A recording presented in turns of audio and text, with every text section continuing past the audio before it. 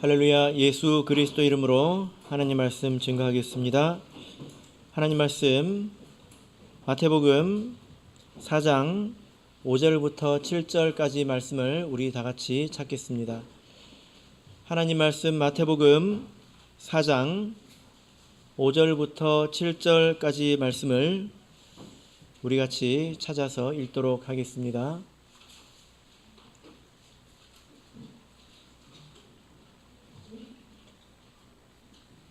마태복음 4장 5절부터 7절 우리 같이 읽겠습니다. 시작.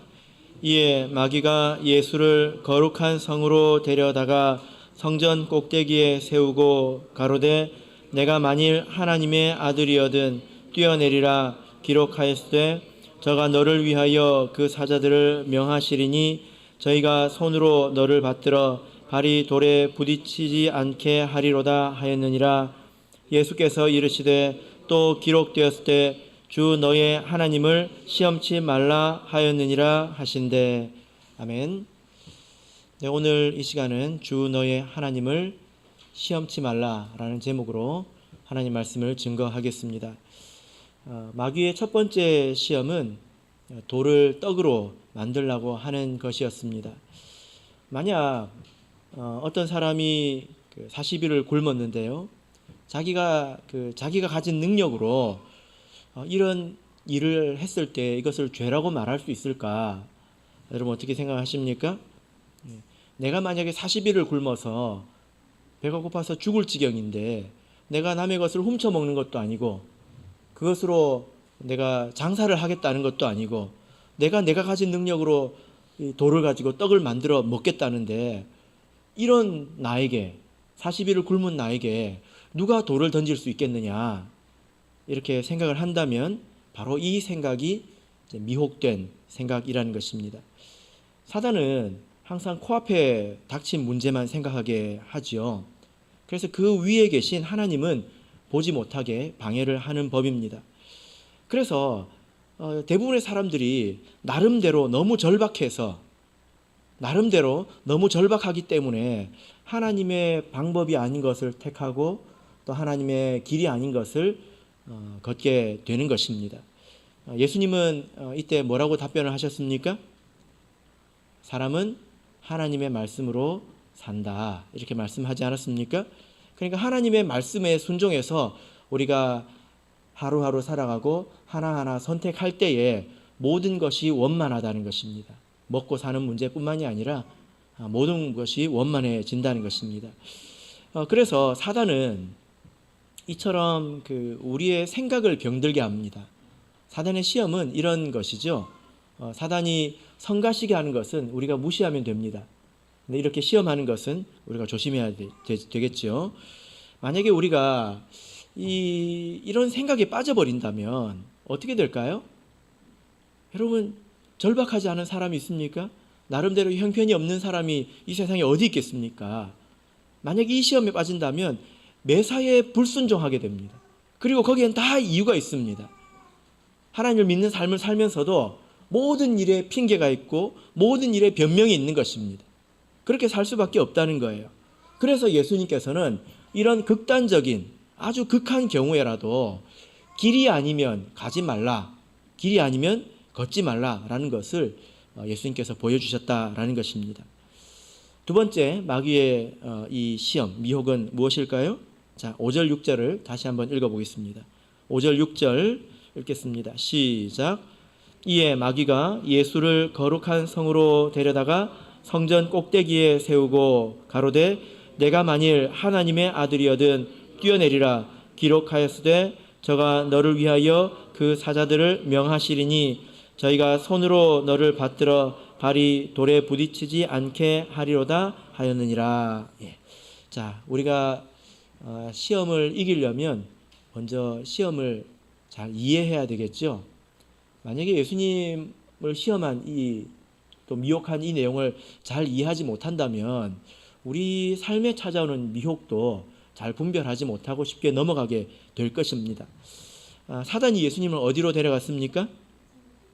여기 보면 거룩한 성으로 데려갔다, 이렇게 하고 있죠. 거룩한 성, 이곳은 예루살렘입니다.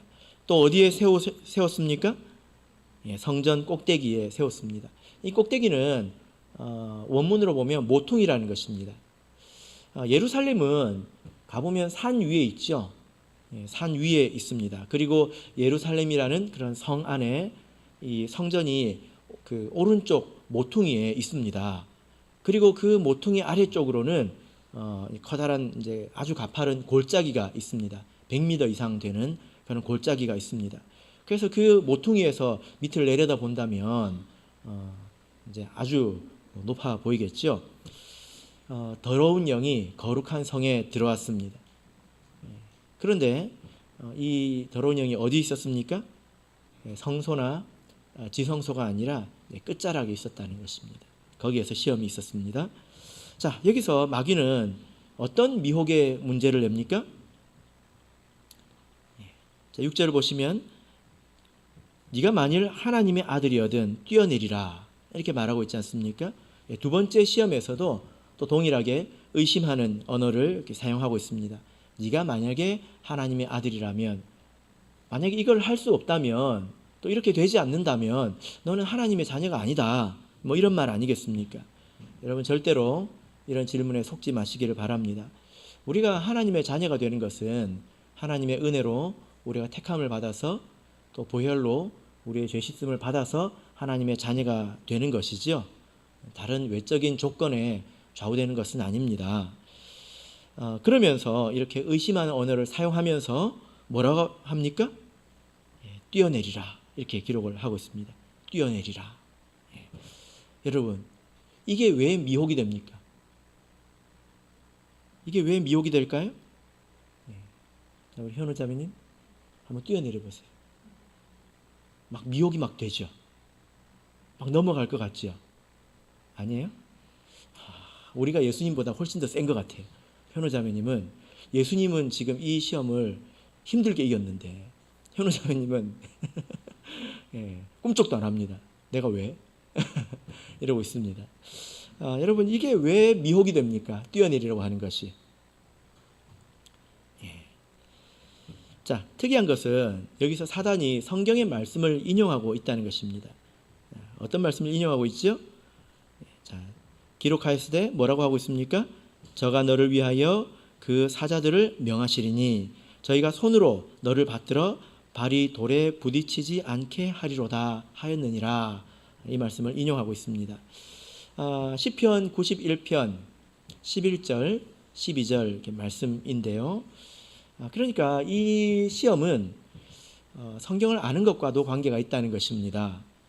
성도가, 하나님의 백성이 성경을 어설프게 알면 도리어 그것이 시험이 되기도 하지요.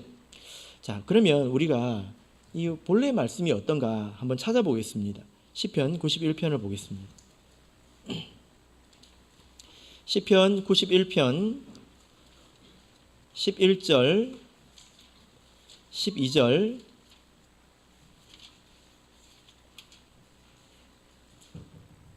자, 시편 91편 11절 12절 말씀을 우리 같이 읽겠습니다. 읽겠습니다. 시작. 저가 너를 위하여 그 사자들을 명하사 내 모든 길에 너를 지키게 하심이라. 저희가 그 손으로 너를 붙들어 발이 돌에 부딪히지 않게 하리로다. 아멘. 자, 여러분 이 말씀을 사단이 인용하면서, 자, 이 말씀 봤지? 뛰어내려봐. 하나님께서 너를, 내 발을 돌에 부딪히지 않게 해주실 거야. 이렇게 예수님을 미혹했다는 것입니다. 그런데 여러분 시편 이 말씀과 사단이 인용한 이 말씀을 이렇게 비교해 보면 같습니까? 다릅니까? 한번 잘 비교를 해보세요. 다른 점이 있습니까? 다른 점이 있죠? 무엇이 다릅니까?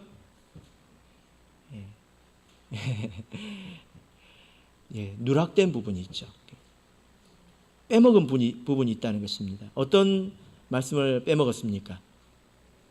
내 모든 길에 너를 지키게 하심이라. 이 문장을 이렇게 빼버렸습니다. 너의 모든 길에 너를 지키게 하심이라. 이렇게 빼버렸다는 거예요.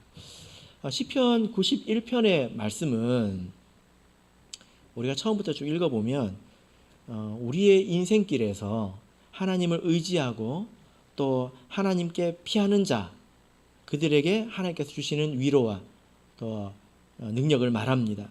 그래서 여기서 내 모든 길에 너를 지키게 하심이라, 이것은 말할 때 여기서 내 모든 길은 우리의 인생길을 말합니다.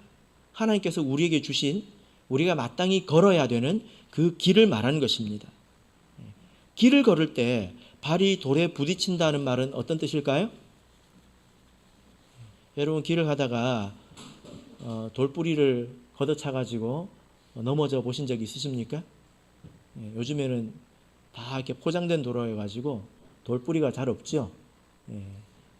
그런데 간혹 가다 보면 보도블럭이 튀어나가지고 걸려서 무릎이 깨지거나 이제 그런 경우가 있지 않습니까? 그래서 여기서 발이 돌에 부딪힌다, 이 말은 길을 걸으면서 일어나는 일을 말합니다. 돌뿌리에 걸려서 넘어지지 않는다. 인생의 암초를 만나지 않게 해주신다라는 거죠. 그런데 사단은 이 말씀을 이제 바꾼 것입니다. 걷는 것을 빼버리고 이것을 뛰어내리는 일로 이것을 바꿔버렸다는 것입니다. 이것이 아주 큰 차이점이지요. 그죠? 성경 말씀을 우리가 이렇게 어설프게 알고 또 무지하면 아무 문제가 아닌 것 같습니다. 뭐 나만 모르나? 이런 생각이 듭니다. 그런데 그런 무지가 아무것도 아닌 것 같지만 내 욕심이나 또 내 편리를 추구하는 그런 마음과 만나면 이 두 가지가 결합을 하면 엄청난 힘을 냅니다. 말씀에서 힘을 얻는 거예요. 욕심이. 근데 그 말씀은 왜곡된 말씀이죠. 성경 말씀이 이렇게 되어 있지 않느냐 하고 힘을 얻어버리는 것입니다. 그래서 용감해집니다. 그래서 그렇게 살기를 두려워하지 않게 된다는 거죠. 여러분, 자, 이것이 왜 예수님에게 미혹거리가 될 수 있는지 한번 생각을 해보시기 바랍니다. 뛰어내리라고 하는 것이 왜 예수님께 미혹이 되었을까요? 우리는 예수님의 길을 생각해 보면 알 수 있습니다. 이 시편 91편의 말씀을 예수님의 적용을 해보면요, 사단은 여기서 길을 지워버렸습니다. 이 말은 무슨 말입니까? 예수님의 마음속에서 예수님의 인생길, 예수님께서 가야 하는 길, 이것을 지워버리려고 한 일이죠. 그죠? 여러분의 인생길, 그러면 여러분은 기분이 어떠십니까? 내가 가야 될 길, 어떤 생각이 드십니까? 예수님께서 내가 가야 될 길, 이러면 기분이 어땠을까요? 막 기뻤을까요? 아마 좀 괴로운 마음이 있지 않았을까? 왜 그럴까요? 자, 우리 마태복음 20장을 보겠습니다. 마태복음 20장, 마태복음 20장 28절입니다. 마태복음 20장 28절, 자, 우리 같이 읽겠습니다. 마태복음 20장 28절 읽겠습니다. 시작. 인자가 온 것은 섬김을 받으려 함이 아니라 도리어 섬기려 하고 자기 목숨을 많은 사람의 대속물로 주려 함이니라. 자, 여기 보면 예수님께서 걸어야 되는 길이 있습니다. 예수님께서 오신 것은 무엇 때문입니까? 섬김을 받으려 하는 것이 아니라 자기 목숨을 많은 사람의 대속물로 주려고 오셨다는 거 아닙니까? 그래서 우리가 이미 알고 있죠. 예수님께서 걸어야 되는 길은 십자가의 길, 고난의 길, 눈물의 길이지 않습니까? 이것이 하나님께서 예수님에게 배정해 주신, 걸으라고 지시하신 그 길입니다. 만약에 우리가 살면서 내 앞길에 이런 일이 있다고 생각을 한다면 여러분, 이 길이라는 단어를 내 마음속에서 지워버리고 싶어 하지 않을까요? 그러지 않겠습니까? 우리가 모르니까 살지 알고서 견뎌낼 수 있을까요? 그래서 사단이 지금 이야기를 하고 있는 것입니다. 야, 이 말씀 좀 봐봐. 이렇게 쉬운 길이 있는데 너는 왜 그렇게 힘든 길을 가려고 하냐? 이 말씀에 네가 여기서 뛰어내리면 천사가 탁 안아주면 사람들이 다 놀라지 않겠어? 예. 또 사람이 너를 칭찬하지 않을까? 그래서 다 너 말을 듣지 않을까? 뭘 그렇게 어렵게 가냐? 쉽게 가, 쉽게. 지금 이렇게 말을 하고 있는 것입니다. 어쩌면 이것은 칭찬받고 싶어하고 또 높아지고 싶어하는 그런 사람의 마음을 충동질하는 것일 수 있지요. 또 어쩌면 이것은 내가 걸어야 될 길, 피곤한 길을 회피하고 싶어하는 마음을 자극하는 것일 수 있습니다. 이런 두 가지 내용이 같이 포함이 되어 있는 것 아니겠습니까? 예수님은 죽기 위해서 나신 분입니다. 고난받기 위해서 태어나신 분입니다. 우리를 위해서. 사단은 그 길을 왜 꼭 가려고 하느냐? 이렇게 쉬운 것도 있는데 피하고 싶은 마음은 다 있지만 말씀으로 힘을 얻으면 정말로 그렇게 해버릴 수 있잖아요. 성경을 오해해가지고 뭐 그렇게 어렵게 갈 필요가 없네. 성경 말씀에 이런 말씀이 있잖아. 그러면 뛰어내리면 되겠네? 이렇게 해서 뛰어내렸어요. 그럼 어떻게 될까요? 천사가 와서 발이 땅에 닿지 않도록 정말로 잡아줄까요? 여러분, 절대로 해보지 마세요. 깨닫는 것으로 모든 것이 끝날 수 있습니다. 절대로 해보지 마시길 바랍니다.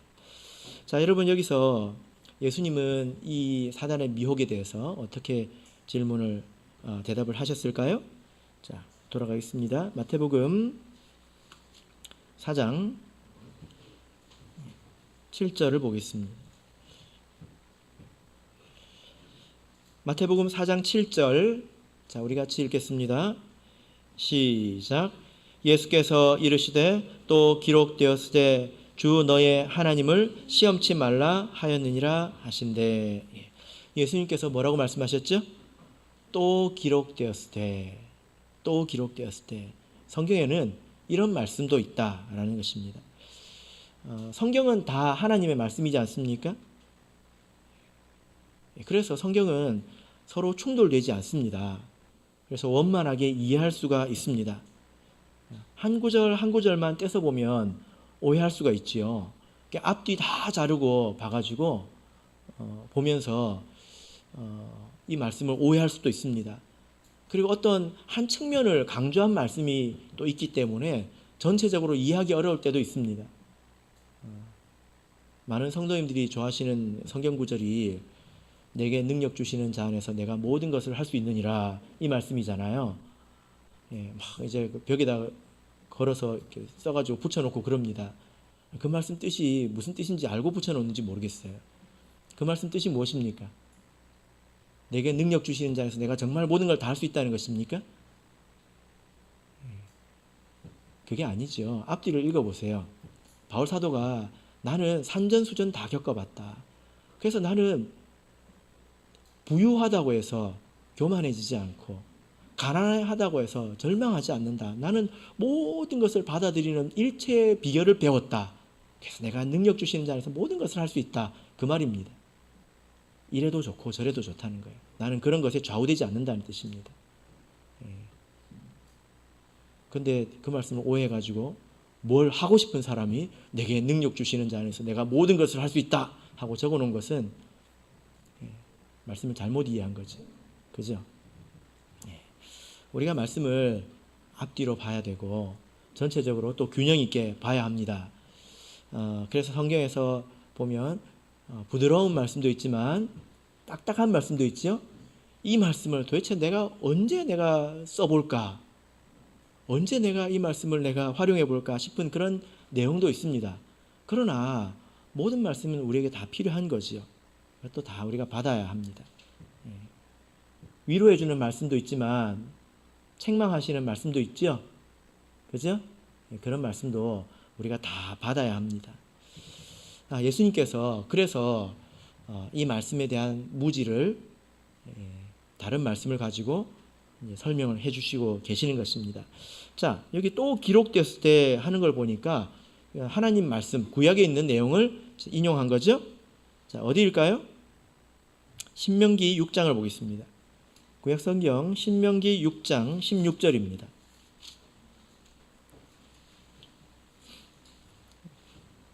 신명기 6장 16절.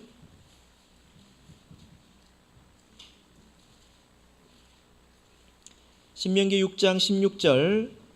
자, 우리 같이 읽겠습니다. 신명기 6장 16절 읽습니다. 시작. 너희가 마사에서 시험한 것 같이 너희 하나님 여호와를 시험하지 말고.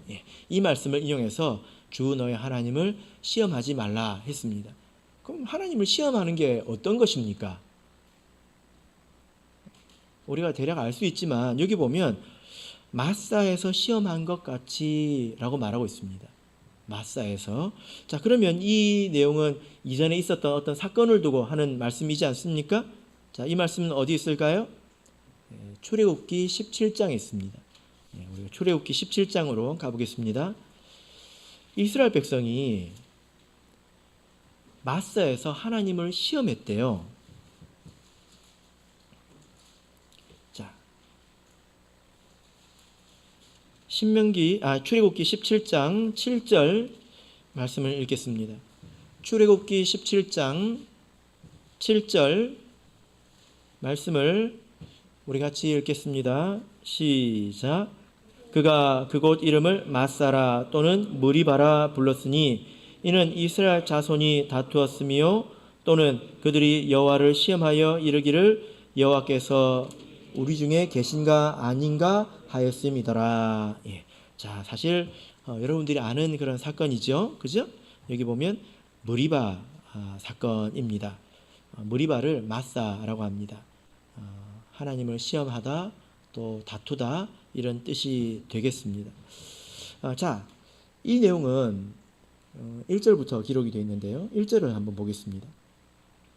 1절을 우리 같이 읽어보겠습니다. 시작. 이스라엘 자손이 온 회중이 여호와의 명령대로 쉰 광야에서 떠나 그 노정대로 행하여 르비딤의 장막을 쳤으나 백성이 마실 물이 없는지라. 자, 여기서 이 무리바 반석 또 마사 이 내용도 이스라엘이 가는 길에서 일어난 일입니다. 이스라엘의 노정 가운데서 있었던 일이죠. 이스라엘이 하나님께서 걸으라고 하신 그 길을 걸어갈 때에 있었던 일입니다. 광야의 길이죠. 굉장히 괴롭지 않았겠습니까? 그 길이 험하고 특별히 마실 물이 없었기 때문에 굉장히 괴로웠을 것입니다. 여러분 한번 생각해 보십시오. 마실 물이 없어서 나도 괴로운데 내 자식이 괴로워서 삐약삐약 우는 모습을 이렇게 보면 얼마나 더 괴롭겠습니까? 그리고 내 가축이 막 목이 타가지고 힘겨워하는 그 모습을 보면 얼마나 또 마음이 아프겠습니까? 그런 가운데서 있었던 일이라는 것입니다. 2절을 보시면 백성이 모세와 다투었다 이렇게 말하고 있습니다. 그리고 하나님을 시험하였다 2절에서 말씀을 하고 있죠. 그들은 이때 모세를 죽이려고 했습니다. 그러면 하나님이 물을 주시나 안 주시나 한번 보자 이렇게 하나님을 시험했다라는 것입니다. 여러분 우리가 인생길을 가다가 어려운 일이 있으면 하나님께 간구할 수 있습니다. 여러분 물이 없으면 어떻게 해야 되겠습니까? 하나님께 구해야죠. 그죠? 하나님께 기도해야죠. 그런데 지금 이 백성의 모습은 물을 구하는 모습이 아니라 그 길 자체를 거부하고 있는 거예요. 내가 왜 이 길을 가야 되나? 내가 왜 이렇게 살아야 되냐? 지금 길에서 물이 없어서 고통을 호소하는 것이 아니라 그 길 자체를 거부하고 있는 것입니다. 내가 하나님의 백성이면 하나님이 좀 나를 잘 살게 해주셔야 되는 것 아니야? 왜 내가 이렇게 힘든 길을 가야 되지? 이스라엘 백성이 그렇게 말하고 있는 것 아니겠습니까? 여러분 우리가 이런 마음이 있을 때에 하나님의 말씀을 어설프게 이렇게 알고 있으면, 왜곡되게 알고 있으면 그게 그렇게 달게 들려요. 막 가려운 것을 막 긁어주는 것처럼 그렇게 달게 들리게 됩니다. 왜냐하면 내가 그것을 그렇게 듣고 싶기 때문에 그런 거죠. 뛰어내리면 하나님께서 받아주실 거야. 그렇게 생각하고 뛰어내리게 되는 것입니다. 그래서 인생이 더 힘들어지죠. 이것이 예수님께서 두 번째로 당하신 시험이었습니다. 사실 이 시험의 핵심은 길에 있습니다. 사단이 그것을 지워버렸죠. 여러분, 우리가 이 시험의 내용을 통해서 우리가 어떤 교훈을 받을 수 있을까요? 이 말씀을 들으시면서 여러분께서는 어떤 교훈을 얻으셨습니까? 우리가 하나님의 말씀을 바르게 알도록 노력해야 합니다. 여기에 노력이 많이 필요합니다. 왜냐하면 말씀을 바르게 알면 그것이 나를 지켜주는데요. 말씀을 왜곡되게 알면 욕심을 강화시켜주고, 그리고 편하게 살고 싶어하는 마음을 합리화시켜주는 그런 성병 역할을 해버린다는 것입니다. 그렇게 왜곡된 말씀으로 확신을 얻으면 다른 사람이 가서 이야기를 해도 잘 듣지 않습니다. 그때부터는 귀를 닫아버리고, 나는 이미 말씀으로 확신을 얻었기 때문에 나는 몰라, 안 들을래, 이렇게 해버린다는 것입니다. 그래서 우리가 말씀을 잘 들어야 합니다. 말씀을 바르게 익히는데 우리가 노력해야 하는 것입니다. 우리 성도님들께서는 어떻게 노력을 하고 계십니까? 우리가 가장 중요한 것은 하나님께서 우리에게 주시는 말씀은 다 나에게 필요하다라는 믿음을 가지고 받는 것입니다. 우리가 말씀으로 내가 큰 사람이 되기 위해서 특별한 노력이 필요한 게 아니에요. 하나님께서 주시는 것을 차곡차곡 잘 받아서 누리면 되는 것입니다. 그 말씀에 대해서 우리 성도님들께서 이 말씀은 나에게 필요한 말씀이다, 이 말씀은 나에게 필요가 없는 말씀이다, 스스로 판단하지 말고 이것을 받아야 합니다. 그래서 우리 모든 성도님들께서는 특별히 이 예배 가운데서 전해지는 말씀을 다 들으셔야 합니다. 화요일에 오시는 분도 계시고 또 화요일에는 못 오시는 분도 계시죠. 그러나 들을 수 있는 방법은 다 있지 않습니까?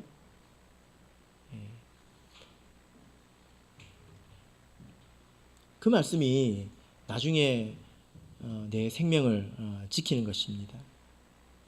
또 총회에서 우리에게 주시는 그런 말씀들도 있죠. 이제 몇 주간 임직자 강습회가 시작이 되는데요. 부산에서 총회까지 가는 것이 얼마나 피곤합니까? 그리고 하루에 몇 시간씩, 그것도 황금 같은 그런 주말을, 그것도 꽃피는 5월에 몇 주씩 빼가지고 이렇게 한다고 하는 것이 얼마나 무리한 일입니까? 그런데 한번 생각해 보시기 바랍니다. 그것을 결정하신 분들이 그런 것도 모르고 결정하셨을까요? 우리 앞에 어떤 것이 있는지 얼마나 절박한 마음으로 그렇게 결정을 하셨을까요? 그리고 그런 결정 위에는 또 하나님의 뜻이 있습니다. 그래서 그런 것들을 내가 이것은 나에게 필요하다, 나는 있어도 된다, 없어도 된다 판단하지 말고 내가 그것을 다 받는 것이 나중에는 나에게 생명이 된다는 것입니다. 내가 말씀을 하나를 제대로 알아서 생명을 건질 수 있습니다. 그런데 우리가 이제 예배 중에 말씀을 수동적으로, 목자님이 설교를 재밌게 하면 좀 듣고, 저녁밥을 많이 먹어서 좀 졸리면 자고, 이렇게 수동적으로 듣는다면 말씀이 내 속에 침투하지 않겠죠. 그죠? 말씀을 듣는다고 말을 할 수가 없습니다. 어떤 형제님이 계신데요. 이분은 불교 신앙생활을 굉장히 열심히 또 오랫동안 하신 분입니다. 근데 이분이 나중에 이제 감동을 얻어서 우리 참예수교에 오시게 됐는데요. 이분이 나중에 말씀을 얼마나 열심히 해오시냐면 단기 신학 지금 2주입니다. 평일에 1월 달에 2주 동안 하는데요.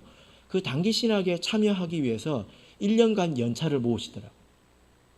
직장 생활 하시는데 1년 동안 연차를 다 모아서 그때 쓰는 것입니다. 그러면 1년 동안 안 쓰면 좀 쉬고 싶고 또 할 때 못 쓰잖아요.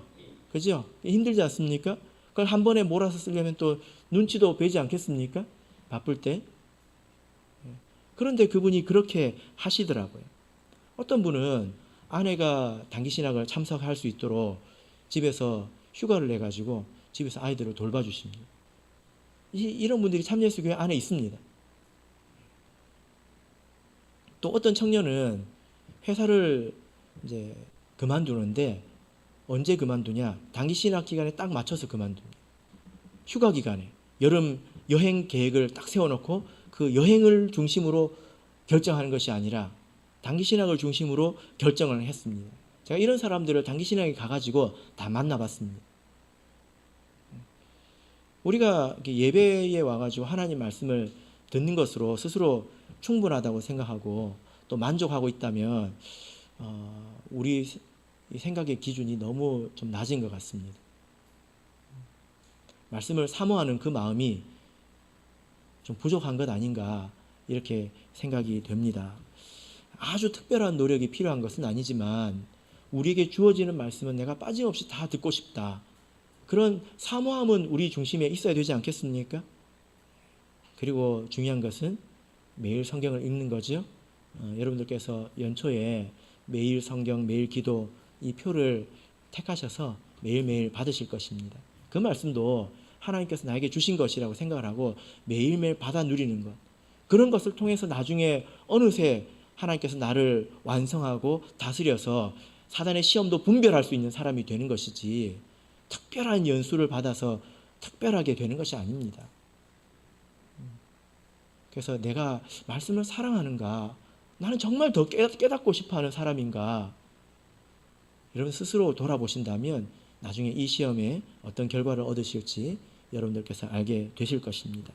그래서 우리가 이 시험을 통해서 얻을 수 있는 교훈은 말씀을 사모해야 된다는 것입니다.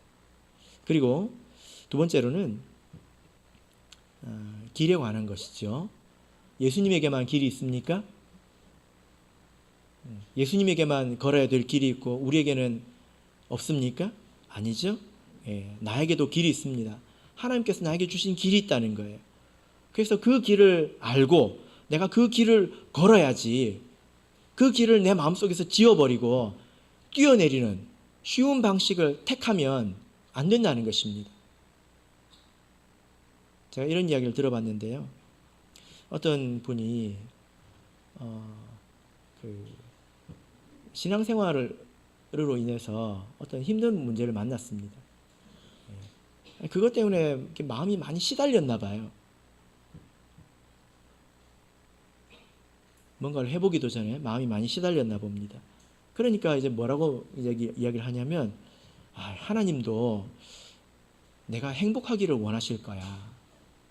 하나님도 내가 행복하기를 원하시지 내가 이렇게 고민하면서 이렇게 스트레스 받아가면서 신앙생활하는 것을 하나님께서 원하실까? 이게 그 길을 지워버리는 거죠. 그죠? 하나님께서 주시는 행복은 이런 행복이 아닙니다. 하나님께서 뭐라고 말씀하셨습니까? 그럼 우리가 뭐라고 대답해야 될까요? 예수님처럼 또 기록되었으되 해야죠. 하나님은 우리가 행복하기를 원하십니다. 그래서 내가 이렇게 스트레스 받으면서 신앙생활하기를 또 이 문제를 이겨내기를 원하실까요?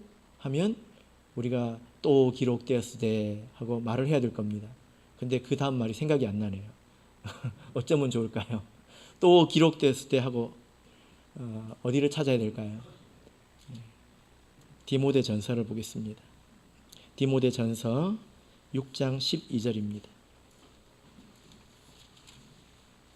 디모데 전서 6장 12절입니다.